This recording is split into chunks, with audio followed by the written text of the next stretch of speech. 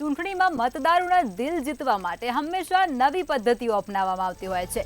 ત્યારે તાજેતરમાં પાકિસ્તાનમાં સામાન્ય ચૂંટણી દરમિયાન ઇમરાન ખાનના AI દ્વારા એડિટ કરવામાં આવેલ ભાષણથી સમગ્ર વિશ્વમાં ચર્ચા થઈ રહી છે। વીડિયોમાં ઇમરાન જેલના સળિયા પાછળથી પાર્ટી માટે વોટ કરવા માંગતા દેખાડવામાં આવી રહ્યા છે। સાથે જ ચૂંટણી પરિણામો પર તેમની નોંધપાત્ર અસર પણ પડી અને ઇમરાનની તહરીક-એ ઇન્સાફને ફાયદો થયો છે। ત્યારે ભારતમાં આ વખતે ચૂંટણી જંગ AIની પીચ પર લડાવવામાં આવશે, જેમાં કોઈ પણ રાજકારણી અને ઉમેદવારનો અવાજ ક્લોન કરી શકાશે।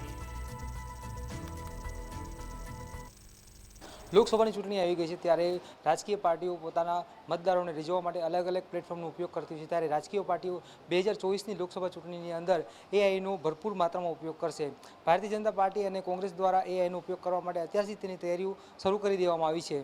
ત્યારે AIનો સૌથી પહેલો ઉપયોગ પાકિસ્તાનની લોકસભાની જે ચૂંટણી હતી તેમાં કરવામાં આવ્યો હતો, જેમાં પાકિસ્તાનના જે PTIના જે વડા છે ઇમરાન ખાન, તેનો પાકિસ્તાનની જેલમાંથી જ તેમના દ્વારા AIના તેમનો અવાજનો ઉપયોગ કરી અને તેનો પ્રચાર કરવામાં આવ્યો હતો। ત્યારે તેના જે અવાજ દ્વારા જેમણે પ્રચાર કર્યો હતો તેને સમગ્ર વિશ્વમાં એક અલગ જ પ્રકારનું સ્થાન મળ્યું હતું। ત્યારે ભારતમાં પણ આ પ્રકારનો ઉપયોગ કરવા પ્રથમવાર જઈ રહ્યો છે। આ પહેલાં પણ પ્રધાનમંત્રી નરેન્દ્ર મોદી જ્યારે ગુજરાતના વડા મુખ્યમંત્રી હતા ત્યારે તેમના દ્વારા સોશિયલ મીડિયાની શરૂઆત થઈ હતી 2012ની આસપાસ। ત્યારે તેમના દ્વારા ફેસબુક તેમજ ટ્વિટર જેવા સોશિયલ મીડિયાના જે માધ્યમો છે તેનો ભરપૂર ઉપયોગ કરવામાં આવ્યો હતો। ત્યારે આ જે છે લોકસભાની ચૂંટણી 2024માં પણ તેમના દ્વારા જે છે આ AI જેવા જે માધ્યમો છે તેનો ભરપૂર ઉપયોગ કરવામાં આવશે। આ સાથે જે AIનો ઉપયોગ જે છે તે આવનારા સમય માટે ખૂબ જ ગંભીર પડકારો લઈને પણ આવી રહ્યો છે। તેના દ્વારા જે છે ડીપ ફેકનો ખૂબ જ ઉપયોગ કરવામાં આવ્યો છે અને તેના દ્વારા જે છે તેઓ એક ગુનાહિત પ્રવૃત્તિઓ તરફ પણ ખૂબ જ ઉપયોગ થઈ રહ્યો છે।